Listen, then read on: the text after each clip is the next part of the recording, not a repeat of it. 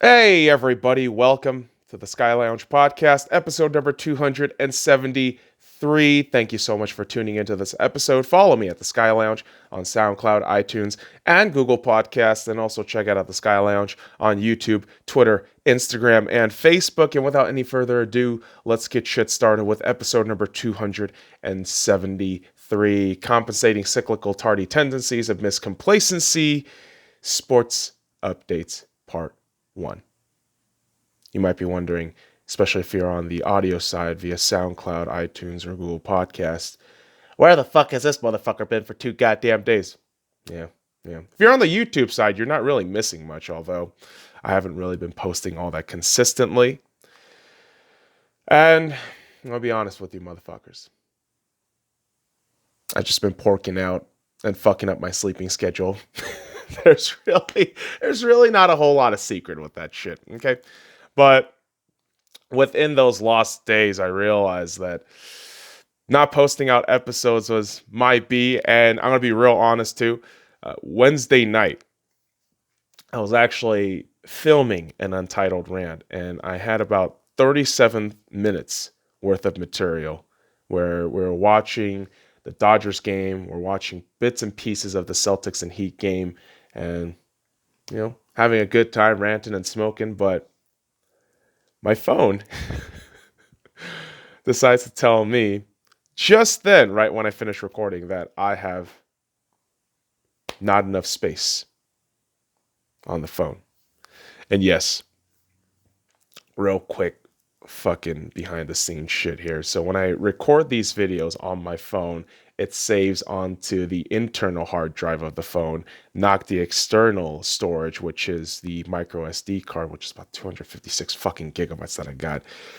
And because it doesn't do that autosave to the more spacious area, that entire 37-minute file got fucking deleted on the very night that I recorded that shit. So I just figured, you know what, I'm going to take a day or so off and regroup and regather my thoughts and focus up. And that just eventually turned out into porking out and fucking up my sleeping schedule. So I'm back to it, motherfuckers. So what we're going to do to compensate for my mistake and my, laziness is we're going to have 2 episodes on Friday, which is today.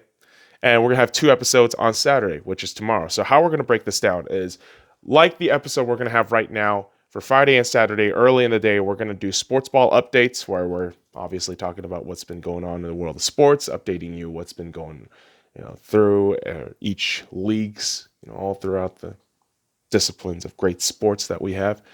And in the evening, what I'm going to do is do an Untitled Rant, which, like I talked about with the Wednesday episode, we're just going to react and commentate on some sporting events. And obviously, it's not going to be live, but to me, what it is, these Untitled Rants within Friday and Saturday, they are going to be a testing ground to see what we could potentially do with other, live stream platforms like IG Live, maybe potentially Twitch. So something to look out for. Obviously, we're not going to have the fucking game stream on because that, come on, man, copyright law is going to fucking kill me in the ass. And I'm too broke for that shit. So again, Friday and Saturday, we're going to have 2 episodes each day. And Sunday, Monday, and beyond, we're just going to do our 1 episode a day unless something crazy happens. And I will be letting you know on those respective episodes. So that's the little update from the brain to your ears. And then eventually to your souls, kids. It's a weird way to fucking put it. But I got sports ball update for you motherfuckers. Yes, we do. And we start off with the NHL and the NHL Awards that have finally announced their final 5 categories and winners of the final 5 categories. So obviously announcing these will definitely not invoke any fan rage or salt, right? Right? Of course. So the Calder Trophy. Best Rookie of the Year goes to Cale Makar of the Colorado Avalanche. Not surprised, although there are people who are going to bitch and moan about Quinn Hughes, but I would still argue Cale Makar had the more dominant regular season, even though Quinn Hughes was probably the best fucking thing in the Stanley Cup playoff as a rookie. So kudos to Cale Makar on the win there. And the Ted Lindsay Award Most Outstanding Player, voted by their peers, is Leon Draisaitl of the Edmonton Oilers. No surprise here, even without Connor McDavid in certain stretches of the season, Leon Draisaitl was able to just carry this Edmonton Oilers team into a very dominant regular season performance. Notice how I said regular season performance, because Jesus Christ, guy can't fucking do shit. By the time they got into the playoff qualifiers. And it's just not on him, of course, but that team in the Edmonton Oilers in its entirety is just kind of meh all around. But hey, good on Leon Draisaitl to win the Ted Lindsay Award. And we head into the Vezina Trophy for the best goalie, which goes to Connor Hellebuyck of the Winnipeg Jets. Not surprising at all. Connor Hellebuyck was absolutely amazing throughout the regular season, of course, when the bubble restart happened, and in the playoff qualifiers, he wasn't all that great. But the award isn't counted based on the bubble playoff qualifiers or the playoffs, regular season only, and Connor Hellebuyck was fantastic in the regular season. So kudos to him. And the Norris Trophy winner goes to the best defenseman, and that defenseman is Roman Josi of the Nashville Predators. Honestly, I thought this was going to go to John Carlson, but well done to Roman Josi either way. And then you have your Hart Trophy, the MVP of the league, which went to Leon Draisaitl. Again, not surprising at all. German domination by Leon Draisaitl. Congratulations. Absolutely fantastic stuff.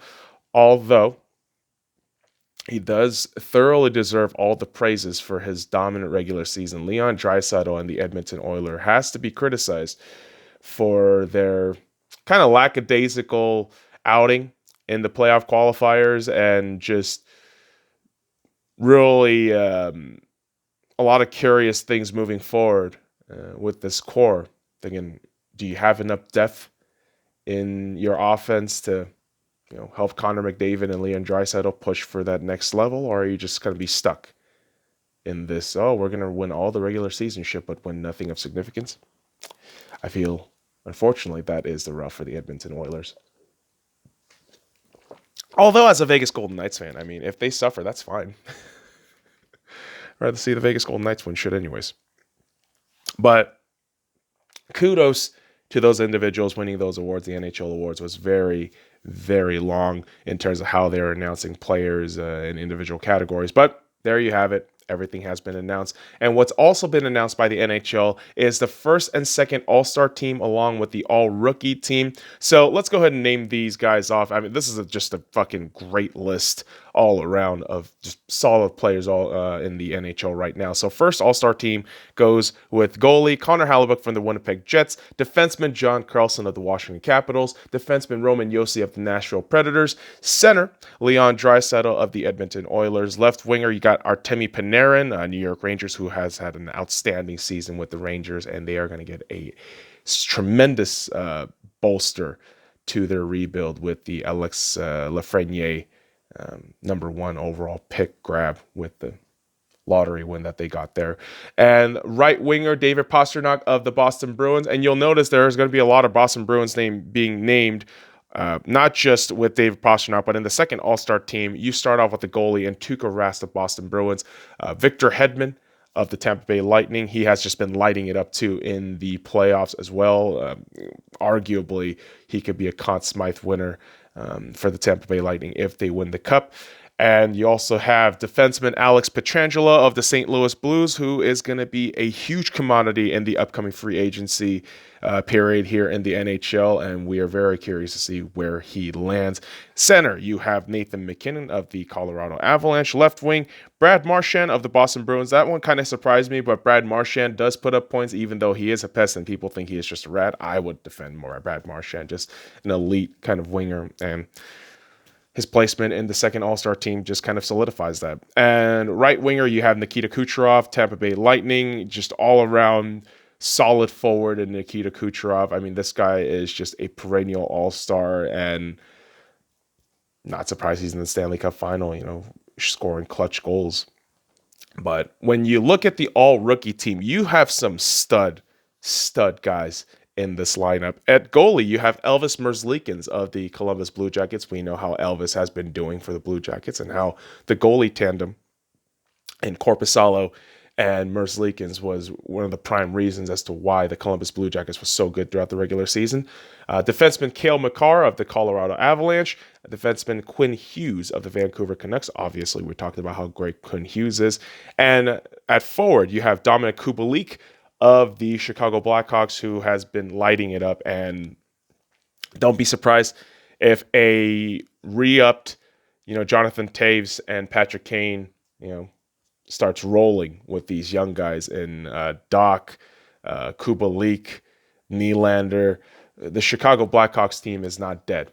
And to write any team off like that would be foolish. So Dominik Kubalik in that lineup for the all-rookie team. You also got Victor Olofsson for the Buffalo Sabres and Nick Suzuki of the Montreal Canadiens, former Vegas Golden Knights player. But hey, great to see Nick Suzuki doing so well for the Montreal Canadiens. And the Canadiens are an interesting team to look out for, and we will talk about them here in a bit. But first, the San Jose Sharks named Bob Boughner as head coach, interim head coach when DeBoer was sacked, and he will now be the full-time head coach of the San Jose Sharks. Whoop-de-fucking-do. Fuck the Sharks. We'll see you guys next season. I don't know how the hell they're going to do. They probably get a lot better than what happened last season. Maybe they re-up on the goalie. I would think they bring in Braden Holtby just for shits and giggles, but we'll see what happens in that department. But what we're definitely seeing in the department of trading and flipping players is in the Pittsburgh Penguins, where the Penguins now trade Patrick Hornquist to the Florida Panthers for Mike Matheson and Colton Sceviour. And I apologize if I'm butchering that name, but you are going to see more trades coming from the Pittsburgh Penguins because, JR isn't satisfied with this shit. I mean, you've lost the Montreal Canadiens in a playoff qualifier, and this team and the Pittsburgh Penguins really need a re-up in the defensive department. So very curious to see what else they do moving forward. Now, the Montreal Canadiens, speaking of, signed Jeff Petrie to a 4-year extension at around $6.25 million AAV. Dude was an absolute stud during the qualifiers and the actual playoffs, and I'm very curious to see how this Montreal Canadiens team, keeps piling on this group of players in terms of money, and I'm very curious to see what the result will hold for them. Obviously, you got a lot of stud young guys in Kokoniemi, Suzuki, even a guy like Tomas Tatar, who is now a consistent scorer over there. Very curious to see how the Canadiens will flourish in the near future, and I think they do flourish. Unlike the Ottawa Senators, who is now buying out Bobby Ryan. Dude just won a Bill Masterton Award after overcoming some strong demons and drinking. And you know what? He still had 2 years left on the deal. And I just think from a personal perspective, it looks like a Eugene Melnick, miserly bullshit kind of move. But I could definitely see any team that is a contender, trying to get Bobby Ryan for that third or fourth line scoring depth. And don't be surprised if a Vegas Golden Knights go for a guy like this, because they are going to look to see what they can reload on the depth in the third and fourth line. But yep, hockey's got a lot of shit going down right now, man. And boy, I'll tell you, Stanley Cup final on one hand, and you also have the woke league of Chinese basketball with their conference finals on the other. And of course, despite all these finals going on, still got news. A lot of these are curious news, like Michael Jordan starting a NASCAR team. So MJ is linking up with Danny Hamlin and will have Bubba Wallace as a driver. So yeah, no thanks. That's all you need to tell me to make me not watch that team. I mean, I'm not even a fucking NASCAR watcher anyways, but you tell me Jussie Smollett, 2K20, linking up with a very incompetent sports ball executive and Michael Jordan trying to run a NASCAR team. Yeah, no fucking thank you. I'd rather not do that. Why are you hating on MJ? Have you seen the Charlotte Hornets? I mean, everyone wants to suck off Mike, and I get it. As a player, Michael Jordan is the greatest. He is the GOAT. There is no fucking debating that shit. But if you look at Michael Jordan as an executive, he is absolute cancer, and he sucks. Purely simple. Just look at the Charlotte Hornets. That's all I need to tell you. Okay? Jesus fucking Christ. What's with these apologists when you can't fucking accept what's real? Like, for years, I've been saying Billy Donovan is shit. And when he was finally let go from the OKC Thunder, I thought, well, what the fuck took you so long? Great. Yet the Chicago Bulls don't really see this. Yes, former team of Michael Jordan, as we all know, and get reminded every fucking time we turn on anything that involves basketball. But the Chicago Bulls decide to hire Billy Donovan as their head coach. Okay, I mean, this is such an uninspiring hire that I think the Chicago Bulls can only go one of two ways. A, develop pretty well under Billy Donovan to go for a marginally, above 500 season and get their asses kicked by a top seed in the Eastern Conference, or just completely fucking tank because Billy Donovan is a mediocre ass head coach. I don't think there's really a lot of in-betweens there. But yeah, Billy Donovan heads over to Chicago, but I have my doubts about that shit. I do. And what I also doubt is the competence level of Adam Silver. Whenever I have these NBA, analysts or, separate hosts that's away from the NBA and they suck off Adam Silver, I have to think, really, this commissioner is actually good? Him and Rob Manfred seemed like the biggest two dipshits, like the two biggest dipshits out there. I keep fucking screwing up my goddamn words. That's because Adam Silver just really makes you scratch your head. So the commissioner says the new season for the Woke League of Chinese Basketball will be unlikely before January. Okay. And if you start around January, you're kind of fucked in viewership, as you already are. I mean, dude, your fucking conference finals are going week to week against NFL games. You're not winning. You are losing tremendously in terms of viewership.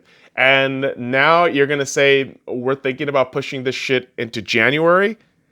Man, you don't think postseason NFL games are going to just dominate ratings and make your fucking organization as a whole look like a fucking mom and pop store in comparison, as the NBA honestly has kind of been? I mean, think about that shit, man. Conference finals are getting outwatched by Tucker Carlson. Really think about that shit for a second. I mean, I'm not going to lie to you. I am watching conference finals for the Woke League of Chinese Basketball because it is the four best teams in the league, right, as the season has progressed. But again, I don't agree with any of the fucking politics they're pushing out. I don't agree with any of the goddamn nonsense political illiteracy narrative that the NBA keeps churning out of their goddamn assholes. But, dude, this move just reeks of stupidity. And Adam Silver is not going to give a shit because as long as he gets Chinese money in the back pocket, he's good. So you're going to see the NBA play in January, but no one's going to watch. It's kind of the same thing right now. Great. And the funky NBA schedule keeps continuing as the combines will be taking place next week. Players will be taking their works out. Jesus Christ. The NBA really fuddles my brain, but what isn't fuddle is the fact that the workouts will be conducted in markets closest to respective players. So hypothetically, let's say some kid out there in UCLA or USC is trying to get some combine shit. Dude is probably most likely going into the Lakers facility and doing his combine shit there. So interesting to see what will happen through this draft period. I think you're gonna have a lot of hidden gems here and there because scouts haven't been able to scout and do their job all that well. And it's not anything to do with their incompetence. It's this whole fucking 2020 year. I mean, the pandemic just kind of fucked everything up, but hopefully for these young men, they get their opportunity to show out in the combine and get drafted by a team and hopefully have a very long and fruitful career. But with that said, in the woke league of Chinese basketball, playoffs are going on right now. It's nice. It is. But for the MLB, playoffs are just getting set, boys and girls, as I turn off my fucking phone shit here. I am all over the place today, boys and girls. I am. 2 days of just chaotic nonsense within the brain just muddles everything up. But the playoff picture for Major League Baseball as of September 25th, 2020, early this afternoon, that shit's muddled up too. So let's talk about this shit from 1 through 8 in each league. So in the AL, you have at 1, the Tampa Bay Rays with a 37-20 record, first division title since 2010. So kudos to the Rays. And at 2, you have the Minnesota Twins with the 35-22 record. And the real question is, will they at least win one single fucking game in the postseason or just get swept like last season? Who the fuck knows? We'll see what happens. But at 3, you have the Oakland Athletics with the 34-22 record, clinched the AL West for the first time since 2013. Kudos to the A's. And again, that would be some shit if you have the Oakland Athletics and the LA Dodgers in the World Series. I would actually love to see that, but we'll see what happens with all these other teams. As we name off the number 4 seed in the AL, the Chicago White Sox with a 34-23 record, still battling for the AL Central against the Minnesota Twins in these final 3 games of the regular season. That's right, boys and girls, 60 games went by really fucking quick. But the White Sox do still have an opportunity to close in on that gap against the Twins. Now, at 5th, you have the New York Yankees at 32-25. Injured, but still alive. This is the fucking terrifying thing about the Yankees. Everyone's just coming back. Aaron Judge is coming back into the fold, and I am terrified as to what this Yankees team will do in the postseason. But at 6, you have the Houston Asterisks at 29-28. Why can't you fuckers just die? I'd rather see the Seattle Mariners in your fucking spot, but the Mariners suck ass, and we'll talk about them here in a bit to remind them how bitter and miserable those fuckers are. But at 7, you have the Cleveland Indians at 33-24 at the wild card spot, heading back into the postseason after a brief hiatus. And let's see if you can play up to snuff and hopefully give some semblance of hope to the people of Ohio. Because the Browns aren't doing that shit anytime soon. And oh my God, if you ask the Cavs, it's like just to be asked on suicide watch, man. That's how that shit works. So at 8, you have the Toronto Blue Jays, 30-27 at the wild card spot. Canada returning to the postseason. Very nice. How about that? And that sets it for the AL. And now let's talk about the NL, where at first you have the LA Dodgers. Why am I sighing? Oh, wow. Sung, you have a 40-17 record with the Dodgers. Why aren't you happy? 8 consecutive division titles, number 1 seed in the NL playoffs. You're the only team that will mathematically have over 40 wins. Mookie Betts is the best-selling jersey in Major League Baseball. Isn't that great? I mean, why aren't you happy? Yeah, all that is great, but dude, as Dodgers fans, we know one thing. It's championship or bust. There is no fucking in-between with this squad. With the amount of money that we are spending with this fucking team, the amount of money that you have to potentially spend after this postseason and in the upcoming offseason, it's horrifying. And if you don't get it done this season, we're fucked. Okay, that's all I can say right now. So all I can tell you is, let's hope that the lineup for the playoff rotation being set is good for the Dodgers because, yeah, listen, Clayton Kershaw and Walker Buehler starting as pitchers for the first 2 wild card series games, which is a best of 3, is a bit nerve-wracking. I'm not going to lie. I love Clayton Kershaw. I don't know how he's going to do. I'm wearing my Clayton Kershaw jersey right now, but I'm scared. I am scared because I don't want this fucking team to choke. I don't want this stupid fucking narrative to follow Clayton Kershaw anymore. And yes, with the Dodgers, is it a bit overly emotional than any other team that I usually cheer for? Probably. Just because this team has these insane expectations and just kicks you in the dick at the worst times. And it is more of a spoiled version of what a dumpster fire team like the Mariners would face. But dude, as a Dodgers fan, I know one thing very clear, and it's championship or bust. That's all I can tell you. That's all I can tell you. But let's go Dodgers. Let's go Dodgers, man. Because there's a lot of peasantry out here in the NL. We got to take care of that shit. Because at number 2, you have the Atlanta Braves sitting at 34-23. They clinched the NL East 3rd consecutive year. Good on them. But it's an Atlanta sports team. We know how that usually ends up. So, toodaloo. Number 3, you have the Chicago Cubs, 32-25, 5th postseason berth in 6 years. Is that supposed to be impressive? Yeah, but we won the World Series. Yeah, the first time in 108 fucking years. Is that what you have to cling on to, Chicago? Jesus fucking Christ. Move on with that shit already. Now, at number 4, you have the San Diego Padres at 34-22. Wow. Trying to come out of your big brother's shadow, huh? Oh, that's so cute. Look at that. San Diego's actually trying. It's adorable. So adorable. But, hey, good on them for trying. At 5, you have the St. Louis Cardinals at 28-26. Probably a team that's going to make noise very under the radar, but significantly so. And at 6, you have the Miami Marlins at 29-28. Surprising, but here they are in the playoffs.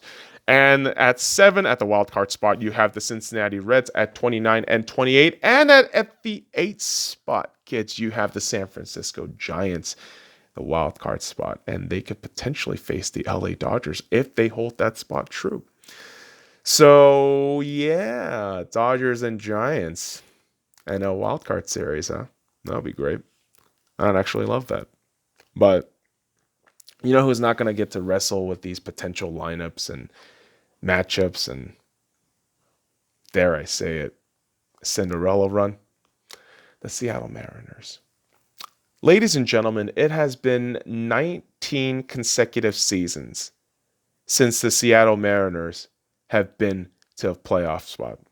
That's just ridiculous. The last time they were there in the playoffs was in 2001. Remember when the Mariners broke every single record as a team in the MLB and got dick punched by the New York Yankees? Jesus fucking Christ. I don't know how you're a Mariners fan. Yeah, I got my Seattle Seahawks shit, but oh God, I could never cheer for the Mariners. I can't.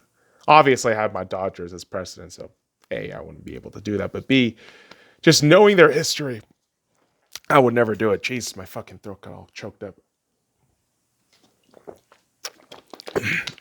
Kind of like the Mariners in pivotal moments, right? Oh, that's mean. Don't kick a team while they're down. Well, sometimes you got to rub reality into a team. And the Kansas City Royals, who have been having kind of a depressing reality shoved in their face for a number of years, will face another kind of daunting reality where their legend in Alex Gordon will be retiring after an illustrious 14-year career, 2015 World Series winner and 7-time Gold Glove champion. I mean, this guy. I have those 2 fucking words flipped out, man. I'm so goddamn all over the place today, man. You are. All these fucking faux pas. What the fuck is wrong with you, dude? I have not been on it for the last 2 days. It has just been all fucking downhill. I'm trying to fix that shit up. But hey, best of luck to Alex Gordon moving forward. Even though I butchered all the fucking accolades that you have. You know, being a World Series champion and a 7-time Gold Glove winner. But we'll see what he does in his future career, in his future life. Kansas City Royals fan probably just crying in the bottom. Yeah, that's just how shit goes sometimes, man. It is. But in the world of football, I feel like salt is deeper than American sports. Maybe it's just perspective. Maybe it's just the fact that soccer can be a very emotional sport.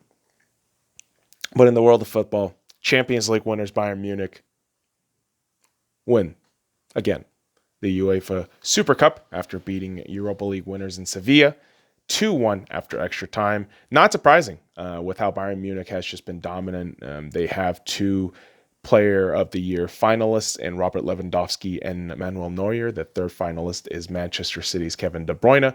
So having Munich just be a dominant fucking presence in Europe isn't surprising. It was more of a question of when will they finally get through. And I think the insertion of Serge Gnabry, revitalization of that midfield, and Robert Lewandowski just being an absolute stud is propelling this Munich team to be one of the all-time greats. Now, can they repeat as Champions League winners? Because we all know Real Madrid was really that one club that created the UEFA Champions League dynasty. So that is the ultimate goal if you're Bayern Munich, but that is going to be a very curious thing to watch in the upcoming campaign of the Champions League. As is also curious with these upcoming campaigns in the Champions League and the Europa League, the UEFA governing body will go ahead and extend the use of 5 substitutes in all matches. And so for me, this plays a significant role when you come down to knockout stages, where it's obviously a tactical tool to see which players you can insert into what, part of the game and what time of the game. But during knockouts, I feel like this can give an insane advantage in terms of momentum. So very curious to see how this plays out in the upcoming campaign for Europe. But in Europe, one team that has post-traumatic stress disorder from their failures and is now paying for it is FC Barcelona. And after their just demolition done by Bayern Munich in an 8-2 loss, Bayern Munich pretty much made Barcelona break apart, as Luis Suarez is officially transferred out of FC Barcelona as he is headed to Atletico Madrid. And I'm not surprised at all. You're probably going to see 1 or 2 big moves coming in and out of Barcelona just because you probably want to revamp that squad. And you are really looking to plan ahead in a future without Lionel Messi, as all reports and body language of the player and the message of the player suggests he's going to quit. And it's not a surprise. He's done this with Argentina before. So players generally have a tendency and repeat a pattern. And I think Messi is very similar to that. And it's curious because this year we should try to be pulling through and be more positive. But the only fucking positive thing that's coming out this year is all these goddamn Kung Flu tests. And yes, Kung Flu meaning COVID, coronavirus, Chinese virus, whatever the fuck you want to call it. I call it Kung Flu. But Kung Flu has been wrecking shit up in the world of football. I mean, Zlatan Ibrahimovic testing positive for Kung Flu. It's a shame. Kung Flu has no fucking chance. Zlatan Ibrahimovic is going to destroy that thing. Just how it goes. That's the universe. But West Ham United manager David Moyes also tests positive for Kung Flu, which is a big yikes because as an Arsenal fan, we just met the motherfuckers last week. And so I'm hoping Mikel Arteta, who had the fucking Kung Flu, doesn't get it again, because that's the last fucking thing I need as an Arsenal fan. But Jesus Christ. It's crazy, man. I mean, the Premier League is set to have no fans for the foreseeable future, as Prime Minister Boris Johnson, with these potential new restrictions in England, will estimate that you're not going to have any fans for the foreseeable future in the next 6 months, which is a huge yikes, but not surprising in a time of kind of chaotic mess and not enough transparency and thoroughly laid out context and information. But hopefully, shit kind of waves itself off and we get in the clear. Because ultimately, kids, sports is just a good time. But reality and politics is ruining it. So we got to wait that shit off and get sports back to sports.